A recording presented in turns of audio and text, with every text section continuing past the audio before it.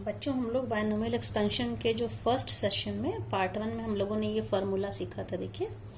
a plus B to the power n is equal to, इसको कैसे expand करते हैं, nc0 a to the power n, okay, plus nc1 a to the power n minus 1b plus nc2 a to the power n minus 2b square and so on, and the second last term is ncn minus 1 a to the power 1 b to the power n minus 1 and the last term is ncn a to the power 0 that is 1 and b to the power n। तो इस पूरे expansion में हम लोगों ने क्या देखा कि दो जो टर्म है बाइनोमियल का मतलब यहाँ पे दो टर्म्स हैं, a की पावर n से कम होते होते लास्ट में 0 पहुंच गई, a टू द पावर 0 मतलब 1, और दूसरा टर्म जो है b है, b की पावर 0 से b to the power 0 that is 1, b to the power 0 से बढ़ते बढ़ते ये कहां तक गई, n तक गई। तो इन दोनों में से एक की पावर n से कम होके 0 तक आती है और दूसरे टर्म की पावर 0 से बढ़ के n तक आती है। और ये जो कोफिशिएंट्स होते हैं ये हम लोग पहले ही पढ़ चुके हैं परम्यूटेशन एंड कॉम्बिनेशन में, ये NC0 से स्टार्ट होके NCn तक जाता है। और इसका हम लोगों ने एग्जाम्पल भी देखा था, तो इसमें मैंने ये भी बताया था कि एक्सपेंशन में जितने टर्म्स होते हैं एक्सपांड करने पे हमें पूरा इसको खोलने पे फॉर्मूला लगाने पे एक ज्यादा टर्म मिलता है।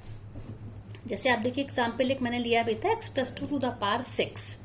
मतलब इसमें 6th पावर है x+2 की, जब इसको एक्सपांड करेंगे तो हमें टोटल नंबर ऑफ टर्म्स कितने मिले,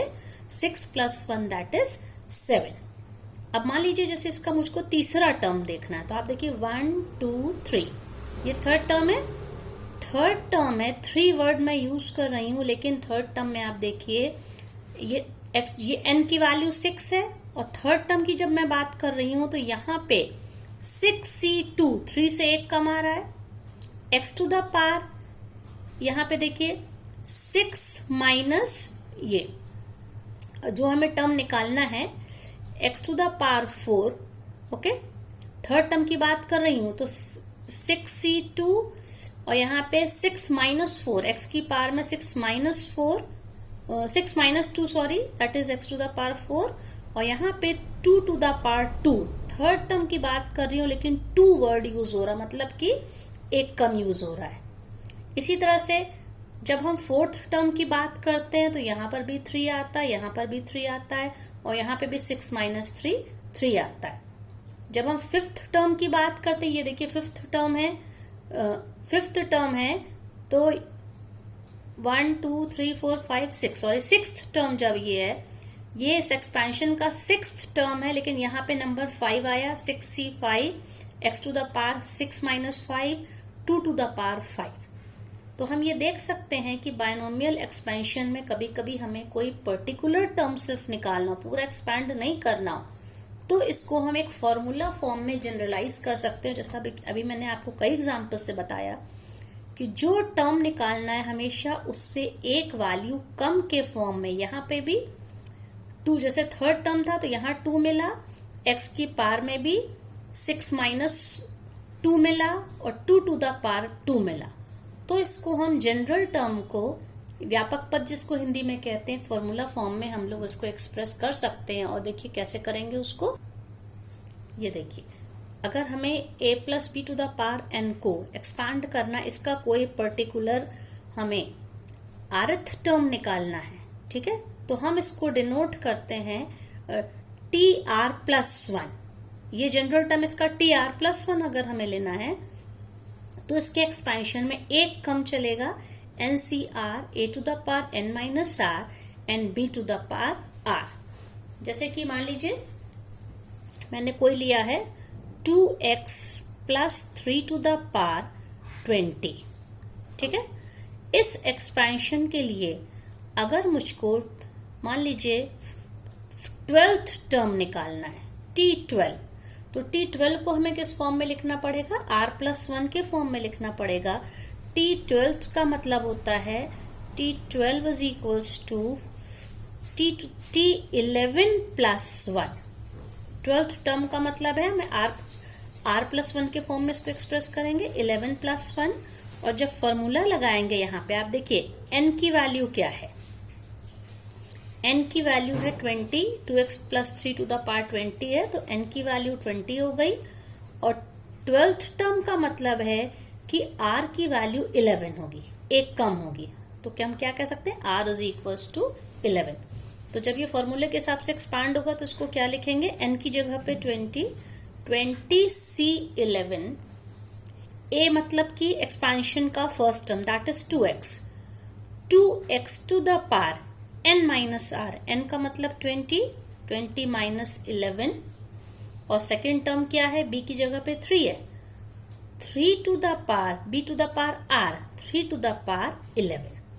इस तरह से अगर हमें कोई एक पर्टिकुलर टर्म निकालना है, पहले अच्छा इसको लिख लें, 20C11, 2x to the power 20 - 11 is 9 and 3 to the power 11। अभी हमें इसको खोल के सॉल्व करने की जरूरत नहीं है, सिर्फ मैंने इस फॉर्मूले को किस तरह अप्लाई करना है इसका मैंने तरीका बताया है, क्योंकि सॉल्व करने में तो कैलकुलेशन बहुत ज्यादा हो जाएगी, because this is 20C11, then 2 to the power 9, x to the power 9 and 3 to the power 11। तो इस तरह से हम इस फॉर्मूले को यूज करके इसका अगर हमें 12th टर्म निकालना है तो हम इस फॉर्मूले को लगा सकते हैं, और 12th टर्म निकालना है तो t12 को हम r+1 की तरह 11+1 के फॉर्म में लिखेंगे, और जहां जहां पे r है वहां पे हम 11 लिखेंगे और n की जगह पे क्या लिखेंगे, 20। इस तरह से हम एक पर्टिकुलर टर्म निकाल सकते हैं, क्योंकि पूरा एक्सपांड करना पॉसिबल नहीं है। अब किसी बायनोमियल एक्सपेंशन में एक तो जनरल टर्म निकालते हैं, उसके अलावा हमको नंबर ऑफ टर्म्स से डिसाइड होता है कि हम मिडिल टर्म कैसे निकाल सकते हैं। तो इसके दो केसेस होते हैं, इफ n इज इवन, अगर n मतलब है कि ये जो इसकी पावर है अगर ये इवन नंबर है, इस कंडीशन में मिडिल टर्म निकालने के लिए मिडिल टर्म का फॉर्मूला होगा n+1 + 1 अपॉन 2th टर्म। और ऐसा क्यों होगा, क्योंकि बायनोमियल एक्सपेंशन में यहाँ पे जितने टर्म्स, ये n की जो भी वैल्यू है, जब इसको एक्सपांड करते हैं तो एक्सपेंशन में हमेशा एक टर्म ज्यादा आता है। जैसे 20 है, 2x + 3 टू द पावर 20 है, तो एक्सपेंशन में 21 टर्म्स आएंगे। इसका ये मतलब है कि n इवन है तो total number of terms odd होंगे, और अगर हमारे पास total number of terms odd हैं तो ऑड टर्म्स के लिए जो सबसे बीच का दैट इज मिडिल टर्म है, उसका क्या फॉर्मूला हो, ये हम लोग मीडियन में ऑलरेडी यूज कर चुके हैं। जैसे मान लीजिए हमारे पास 11 टर्म्स हैं, 11 टर्म्स हमारे पास एक्सपैंडेड फॉर्म में है, तो इसका मिडिल टर्म क्या होगा, सबसे बीच का निकालने के लिए क्या करेंगे, 11 में 1 ऐड करके 2 से डिवाइड कर देंगे, दैट इज 12/2, तो ये क्या हो जाएगा, 6th टर्म। इसी फॉर्मूले को यहाँ हम लोग अप्लाई करेंगे। तो इसमें अगर n टर्म्स हैं, n is even, it means total number of terms are odd, so middle term can be found by adding 1 to it then dividing it by 2। तो ये हो जाएगा, इसको सॉल्व करने पे कितना आ जाएगा, n/2 + 1th टर्म। अब जैसे हम लोग इसी एग्जाम्पल को लेते हैं, जैसे ये 2x + 3 अपॉन 2 द पावर 20 है, इसका मिडिल टर्म ठीक बीच का टर्म क्या होगा, तो यहाँ पे n की वैल्यू 20 है, तो मिडिल टर्म क्या होगा, यहाँ पे यही फॉर्मूला यूज करेंगे, n/2 + 1th term, that is n की वैल्यू 20 है, 20/2 + 1, सो 10 + 1th term, that is 11th term. तो इस एक्सपेंशन का जो 11th टर्म होगा वो मिडिल टर्म होगा, और 11th टर्म कैसे निकलेगा, ये वाला फॉर्मूला, मतलब कि t11, तो इसको r+1 के फॉर्म में लिखना होगा, t10 + 1। अब इसका एक्सपेंशन कैसे होगा, n की वैल्यू यहाँ पे 20 है, तो ये जो फॉर्मूला हम लोगों ने यहाँ पे लिखा था NCR a to the power n - r into br, इसी को फिर से अप्लाई करेंगे, तो 20c, क्योंकि 11 को 10 + 1 में ब्रेक करना पड़ेगा, r+1th टर्म है, 20c10 then 2x to the power, ये क्या हो जाएगा, 20 - 10 and b is 3, so 3 to the power 10। इस तरह से इसको सॉल्व करके हम मिडिल टर्म निकाल सकते हैं, कब, जबकि n की वैल्यू इवन है। इसी तरह से जब n की वैल्यू ऑड है। सेकेंड केस क्या है, व्हेन n इज ऑड।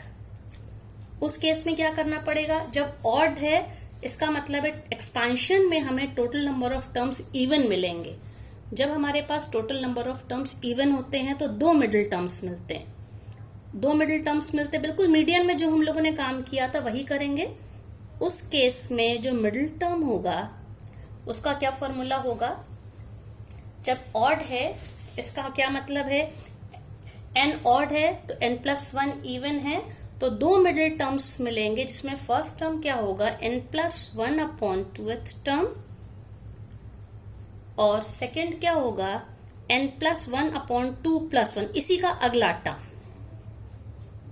ये दो मिडिल टर्म होंगे। जैसे मान लीजिए इसी सेम क्वेश्चन में 2x + 3 टू द पावर मान लीजिए 9 होता, ये एक्सपेंशन होता, n की वैल्यू 9 मतलब ऑड है, तो टोटल नंबर ऑफ टर्म्स कितने हो गए, 10 हो गए। तो n की वैल्यू यहाँ पे 9 होने से टोटल नंबर ऑफ, जब 10 टर्म्स है तो बीच के हमें दो टर्म्स मिलेंगे, कौन कौन से होंगे, वैल्यूज की हम लोग रखेंगे। एक तो 9+1 upon 2 and the second is 9+1 upon 2 + 1th term. तो ये कौन सा हो जाएगा, 9+1 अपॉन 2 का मतलब क्या है, 5th टर्म, एक मिडिल टर्म, दो बीच के मिडिल टर्म, एक 5th टर्म हो जाएगा, और दूसरा क्या हो जाएगा, इसी का कंसेक्यूटिव नंबर मतलब कि 6th टर्म। और 5th और 6th टर्म को एक्सपेंशन में हम लोग किस फॉर्मूले से निकालेंगे, जो हम लोग फॉर्मूला बार बार यूज कर रहे हैं, NCR a⁻n−r एंड b⁻r। अब याद रखना है r यहाँ पे क्या है, जो टर्म निकालना उससे एक पहले का नंबर है। जब 5th टर्म निकालेंगे T5, तो हर जगह पे r की वैल्यू को 4 रखेंगे और n की वैल्यू को 9, और 6th टर्म निकालेंगे तो अब r+1 मीन्स 5+1, अब r की वैल्यू 5 हो जाएगी और n की वैल्यू 9। तो इस तरह से हम लोग इन दोनों फॉर्मूलों को यूज करके, इवन है तो मिडिल टर्म का एक मिडिल टर्म मिलेगा, क्योंकि because total number of terms are odd, तो इस फॉर्मूले से निकलेगा। ऑड है अगर, ऑड का मतलब है टोटल नंबर ऑफ एक्सपेंशन में total number of terms even है, तो हमें दो मिडिल टर्म्स मिलेंगे।